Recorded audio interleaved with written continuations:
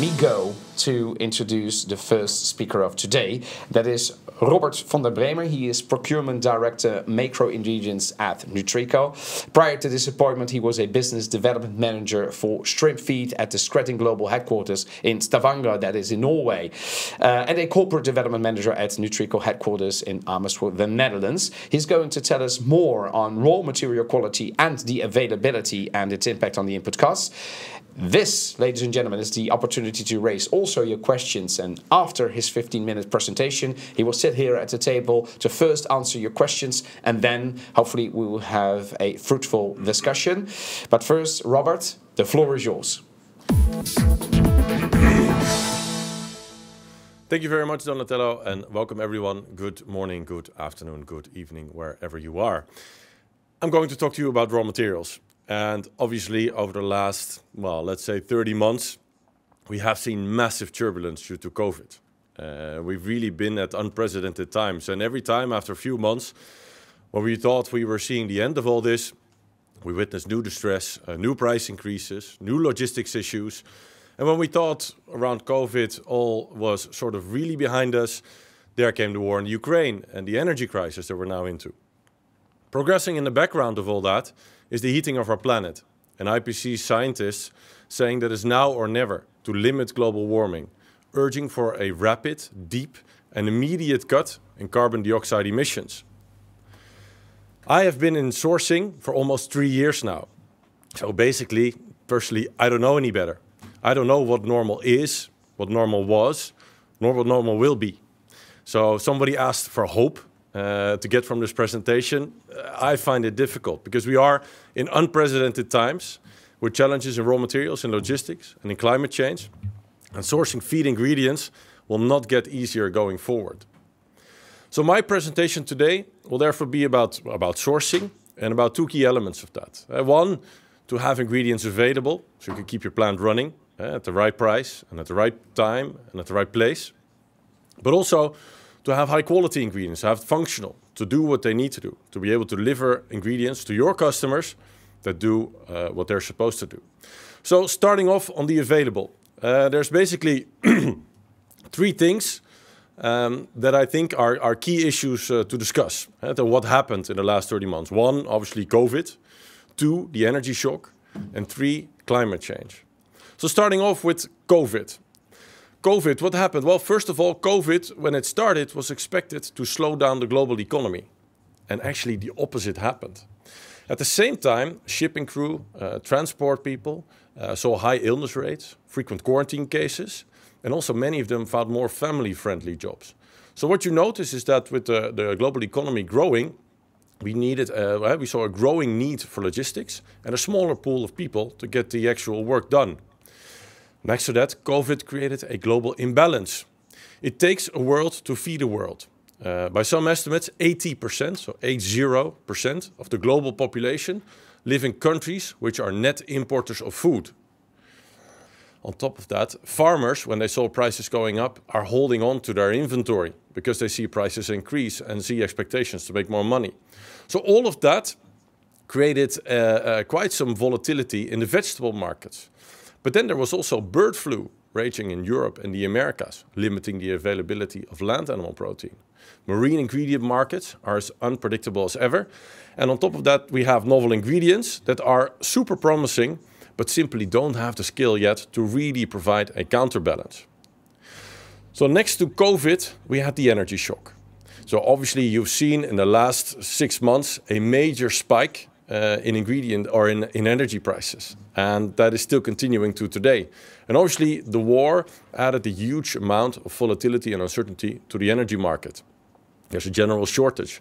And today in Europe, price of energy is sometimes 5 to 15 times more than what it used to be.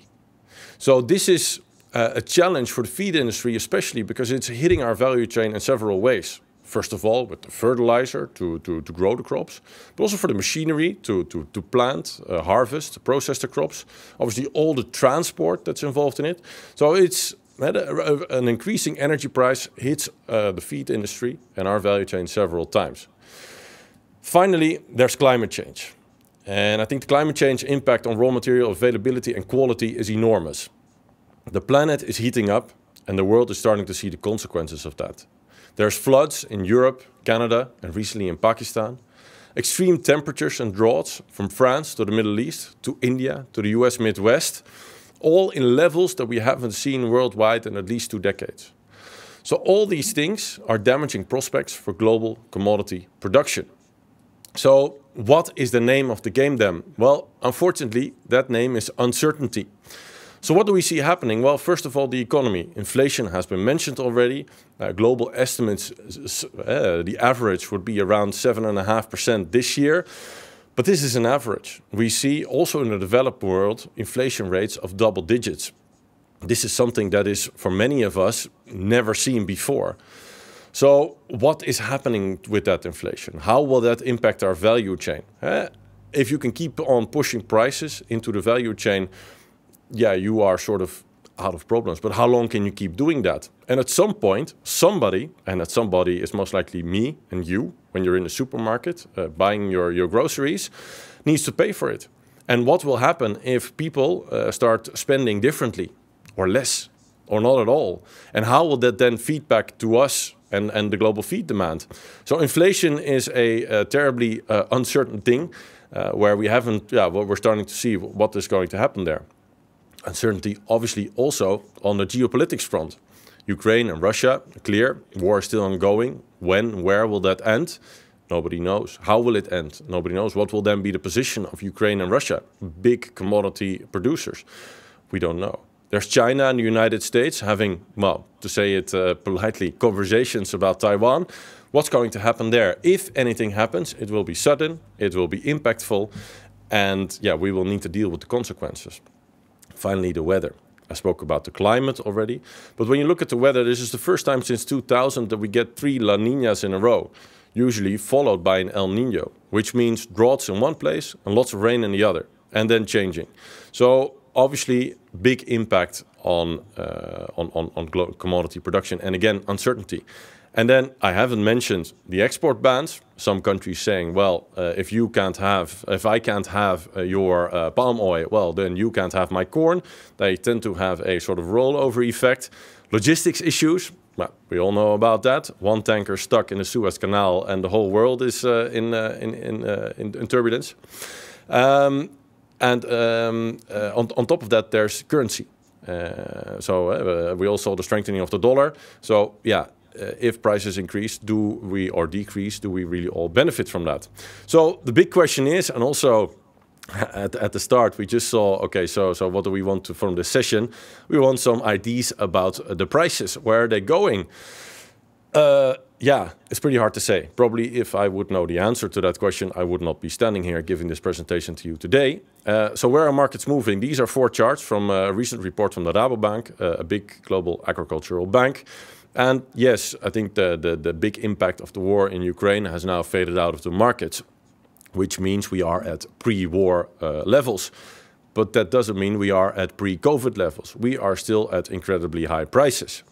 Then going forward, you see straight lines here. And also our expectation right now would be a more or less stable market. But then again, given all the uncertainty mentioned before, yeah, I think we all understand that this will not be the reality. So what will happen? Really, really difficult to say. And again, with the strengthening of the dollar, we'll all really benefit from a decrease. That depends per market. So yeah, lots happening. On the wheat, clearly Russia had a good harvest this year. There's a Ukraine grain deal, but to be honest, there's not so much volume moving out there. And you can also argue the appetite for the global appetite for Russian raw materials. On the corn, I heard beginning of this week big floods in the big corn regions in China, and also globally, corn demand seems to be lower than last year, which is also never seen before. So lots of uncertainty. On the soy, rains are good in the US, seems to be coming up a good harvest there. But then again, big question, what is China going to do? Will they come back to the buying behavior they noticed last year, or will they not? Yeah, and then on the palm, quite big inventories in Malaysia, Indonesia, but also there the big question, what is China going to do? So looking at markets, where are they moving? I would give it my 5 cents to say it's relatively stable going forward. but I can never be certain about this. And that's about the availability part. If we then move to the functional part, having the ingredients at the right quality and also with the lowest impact, there's another big challenge. Because when you look at quality, obviously there's always raw material to buy, but you need to make sure that you deliver on nutritional, on safety, on compliance standards that you set and that you set to your suppliers. So in these tough times, will you be able to do so? Is that raw material still available, and can you keep those quality standards? Second, you need to be also flexible with setting specifications. There are some regulatory things that you really must live up to. There are some others that over time you've set yourself as sort of standards, but when times get tough, you might need to relook at those and see what is really needed of that. And can we be flexible to accommodate some buying somewhere in this world? Finally, supply chain control as the third one. So where are ingredients coming from? Where have they been? Are you getting what you ordered? Can you ensure traceability? Do you know the actual origin?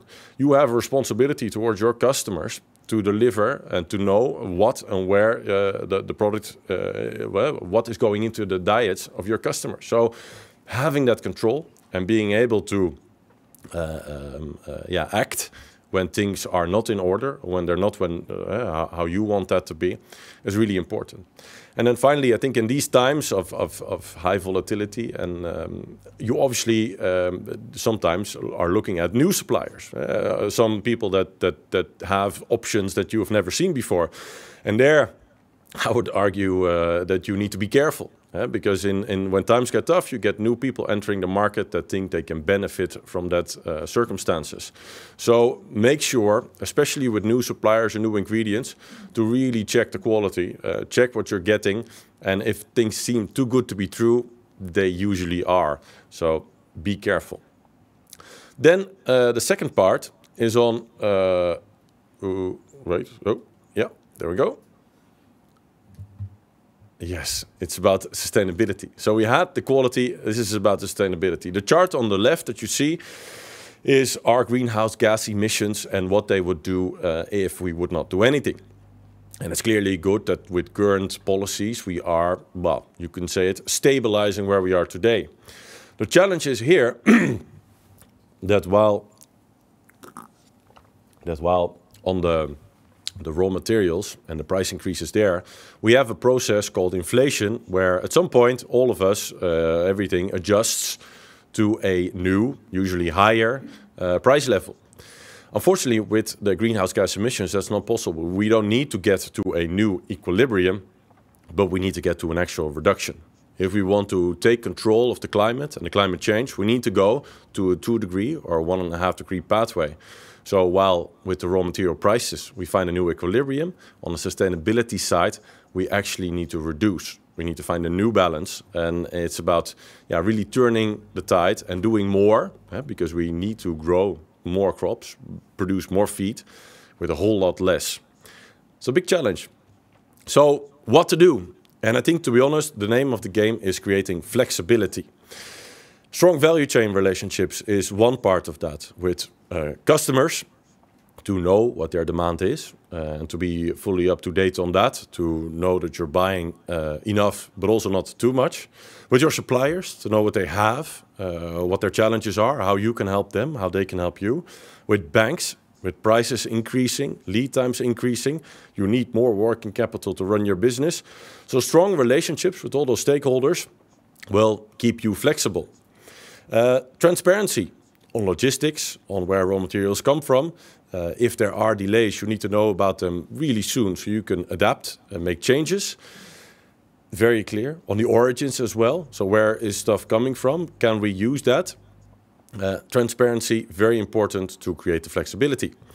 Local regional sourcing, often mentioned, of course, in these times. Well, why don't we buy next door? Well, you don't just move 100,000 tons of grain production to another region. It doesn't go that fast. So if it's not there, it's not there. But then again, what is there? Look for local opportunities and benefit from that. And one, obviously, could be actual production. But have you looked into storage? Maybe it makes sense for you to store some additional ingredients relatively close to you to keep that flexibility. Finally, it's about innovation. So what do your animals and fish, the ones you feed, what do they really need? What's the real nutritional need? Because no chicken, no salmon, no cow eats corn.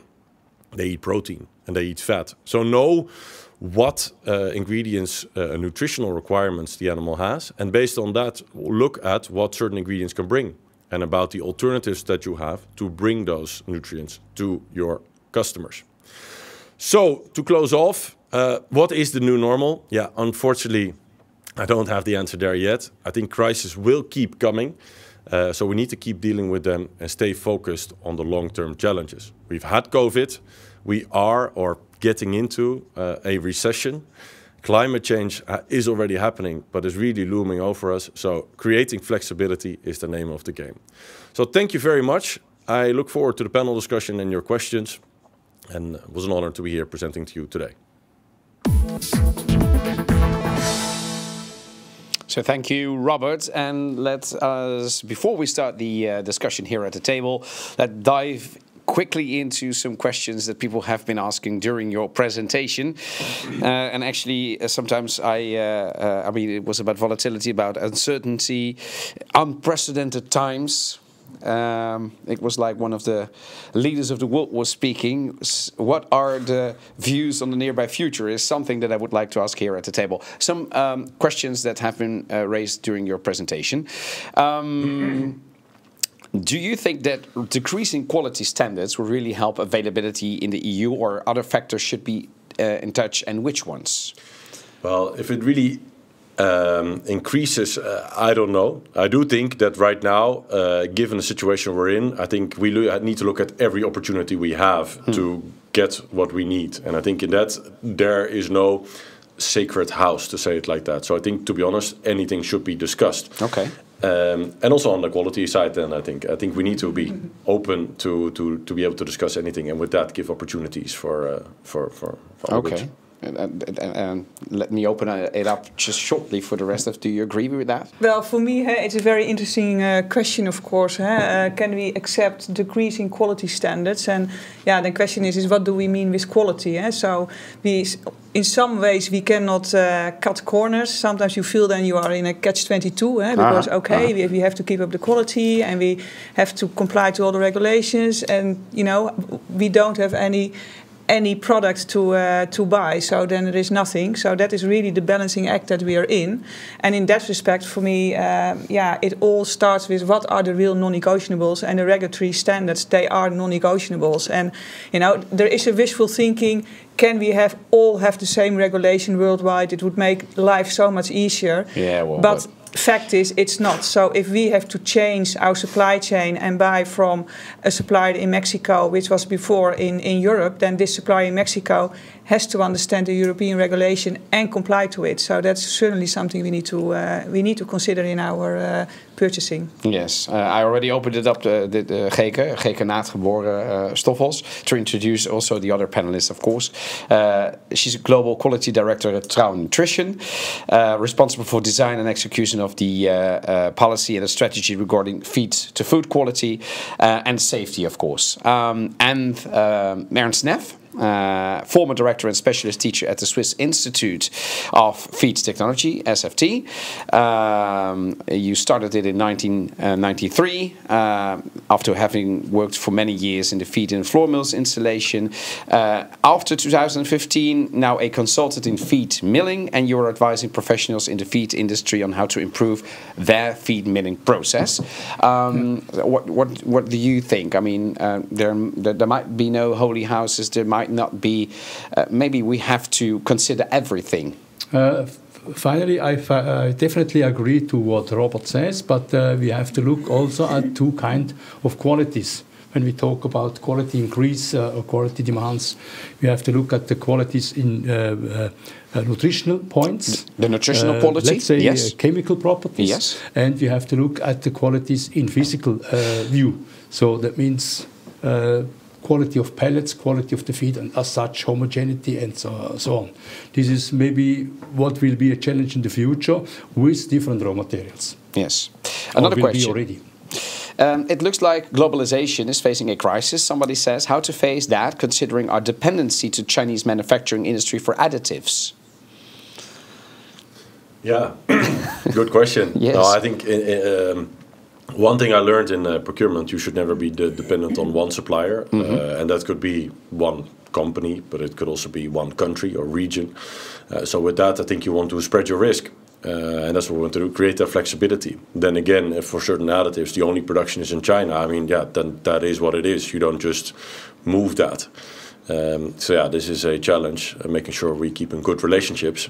Yes. With those suppliers to ensure you keep getting delivered. Yeah, and the first part of your answer is that it's never good to be fully dependent on one region. No. Huh? Another question about that is, do you see increasing reliance on local raw materials, for example, region-specific co-products and waste streams? Absolutely.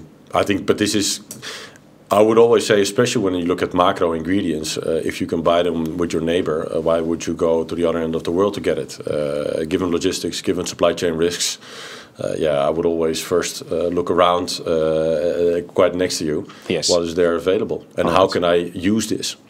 Another specific question, and then I will open up for everybody. The corn and soy price graphs were the same in your presentation, and somebody asked, which one is correct? I don't have them by heart right now, but I can correct this after the presentation. Yeah. But I think... but which one... we can put it on, I think. I mean, but I can... you can... All right. I think they were both similar, but I need to... I can check, but... Okay. The subsequent... the right ones will be placed online. But on the other hand, I mean, to elaborate a little bit more about those graphs, they weren't... I mean, I saw... stabilizing or decreasing. Am I right? On almost all, I mean, on soy. Yeah, you would say so. Yes, you would say so. Yes, you're very... Yeah, because looking at a couple of things, examples of logistics, I think normally the global logistics reliability of container ships is around 80-90%. We're now at 40. That was at 30-25, something like that. So yes, we are improving. And with further improving should come cost reduction. So yes, those lines should be trending down. But yeah, I guess should be is saying it all already. Yes. Is it wishful thinking, or do we think that... I mean, the problem is, of course, that nobody knows. But it's the famous uncertainty. It's the uncertainty, and of course, what are your views on the nearby future if you look into the markets, Ernst and Geke? I don't think anyone, not any expert, is able to tell what's going to happen. So it depends very much how long the war is going to keep going. Prices might go up further. That's a very important... Yes. And the other thing will be the crisis in between China, US, trade disputes, and Taiwan. If their conflict is going to be happen, prices will most probably explode again. Yeah, so that is what markets are actually watching. Yes, so that's the main uncertainty. There are the graphs, Robert. Yeah, I see. Yeah.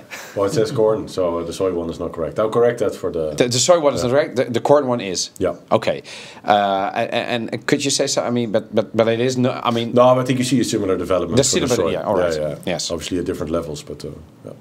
Yeah, what I wanted to add is that I think it's very important to prepare for the worst, and maybe that sounds very negative. Yes, but I also think that creates then thinking out of the box and thinking in opportunities. So rather thinking in, I wish it's going to stop. I wish we are going to have peace, but it's not. This is where we are in today, and we better face it. It's a realistic view. And act upon it. Yes. Rather than hoping that it will go away, but because it's not going away. Yes. So also from a quality perspective, what we are doing, we are enabling the business and we are supporting the business to have a much as big supplier base as we can have, to have all the information available globally so that we can apply that globally. And so that's what we need to do. Yes. So be flexible and face the challenges we have. Embrace for impact. If I yeah. Yes, because the uncertainty, of course, we would like, and I remember when we had the financial crisis, the global financial crisis, on a daily basis, we were asking experts on all television stations,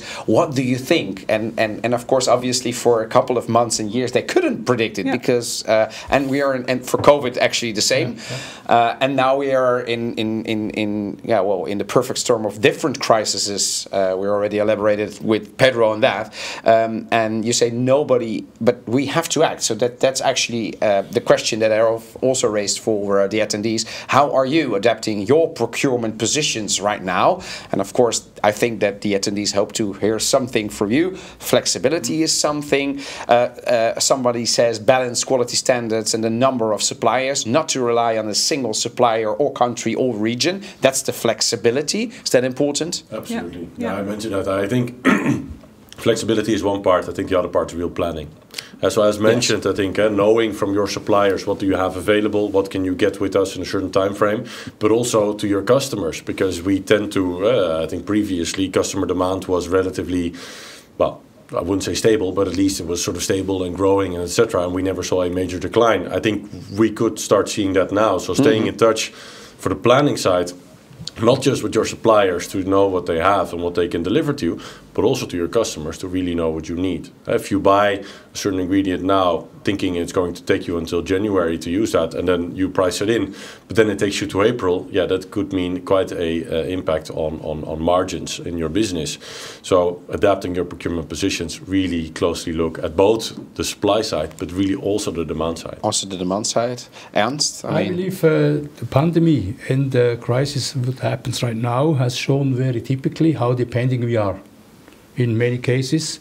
And I believe also in the feed milling industry we have to go more local again. More local. To find is local. Do you think it's feasible to do? To a certain extent. To a certain extent. To a certain extent. What are the I'm problems? thinking about agro-industrial byproducts, for instance. Could be a solution. Happened already, I remember in my good age, I remember about 25 years ago, we had similar things where grains, cereals were very expensive, so it has been replaced by agro-industrial products and oil. So that's something that we could do, actually, resourcing it back to what do you believe in that, Robert? Absolutely. Yes? I think in general, but also pre-COVID, we should have tried those things and looked at that. Yes. I mean, again, if you can get it from your neighbor, then you should probably do so. Yes. So, but perhaps But the global movement wasn't like that. The global movement was actually to look upon, can we cost effectively do it in, I won't mention any names, but everybody knows where we have looked upon, and now we are depending. I think we realized during COVID that borders can actually close. And I think before that it was sort of just get it wherever you want. If it's the most cost effective, we just get it. And I think by now we start to realize that the supply chains can break. So we need to have alternatives, be flexible. And indeed, I think also, as Aaron says, look for local opportunities if you have not done so already. The problem is, although that, I mean, if you don't have it locally right now, if you want to grow crops that you haven't done for 2 decades, now you have to. I mean, you won't do it in a couple of weeks, and not even in a couple of months. It will take some time to do that. So, do we have the time to do those things, Ernst and Geek? Time is always short. I don't think so. And now we are in front of winter, so there is no agriculture. No. At least not in Europe. No. So it will take at least until next year. Yes. Yeah, and what I think is also very important is that we protect what we have. So preserve early. So when you have materials, then take care that that is maintained at the right quality, that you or treat it so that it is at the highest quality, or that you store it in a way that you have no moisture getting in, so that what we have, that it is available. And I think to prevent any losses of materials.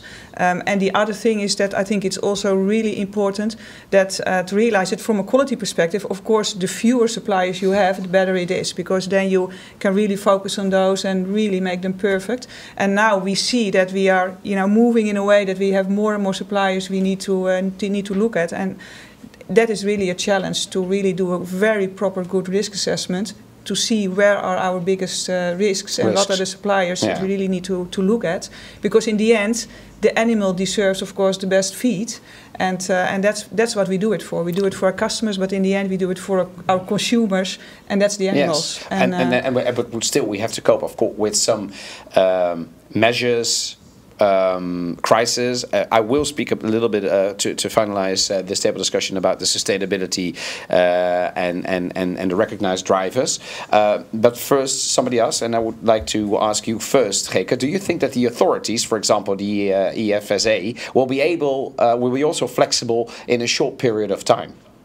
Well, that's on my wish list.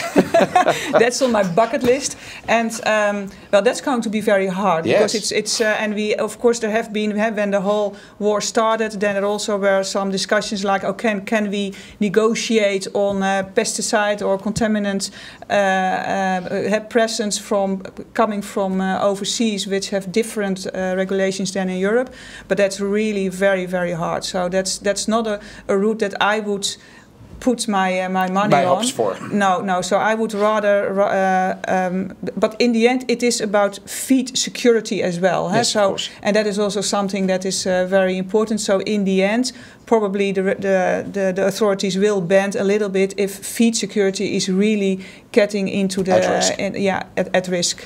Robert, what do you think about the authorities and the flexibility that it will have upon the entire sector? I have that wish on my bucket list as well. Everybody. No, I mean, I think as Geke says, when the pressure gets high enough, we will need to act, and desperate times call for desperate measures, and I think everybody will at some point realize that. Yeah, true that. Let us go. I have opened up for you in the final minutes. Should you have any questions to one or for the entire panel, please raise your questions via the Mentimeter. Sustainability. So a little bit about the greening and the sustainability. Of course, recognized drivers here within Europe and also within the European agricultural policy, while they are a global movement, of course. I mean, we are one world, and if we do, there are no borders. Gases, deposits, I mean, everybody knows that. Assumedly, we were assisted in the last decades on reduction of production in several countries and centralization of production in a few export markets.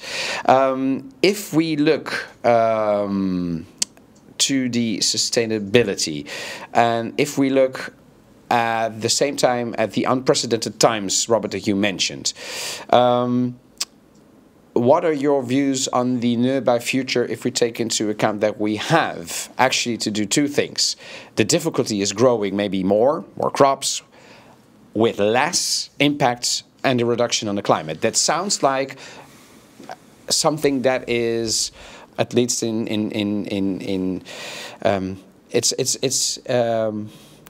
let us put it that it's in difficulty. Let me not make it worse than it already is. How are we coping with that? What are your views? Well, I think, to be honest, yes, it might sound difficult, but it's the only thing we need to do.